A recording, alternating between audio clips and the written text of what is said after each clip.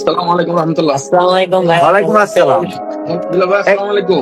ওয়ালাইকুম আসসালাম। আমি প্রবাস নিয়ে কন্টেন্ট দিতে চাই। প্রথমে আমার একটা বই আমি লিখতেছি, প্রবাসীর আর্তনাদ। জি ভাইয়া, বলেন, বলেন। এটা আবু সাইদ ভাইকে ডেডিকেটেড করে এই কন্টেন্টটা এই মুহূর্তে বলতেছি। আদরের ছেলেটা প্রবাসে, দূর থেকে বুবা কান্না মায়ের কানে ভেসে আসে। মায়ের শেষ বিদায়েও ছেলের সাথে হয়তো হবে না দেখা, প্রবাসীর মেনে নিতেই হবে, নিয়তিতে যা আছে লেখা। প্রবাসী জাতির শ্রেষ্ঠ সন্তান, কৃতজ্ঞতা প্রকাশ করার ভাষা জানা নাই। প্রতিটি প্রবাসীকে লেখকের পক্ষ থেকে স্যালুট জানাই। লেখক আপনাদের সবার প্রিয় ভালোবাসার মানুষ দর্শক বিলাল,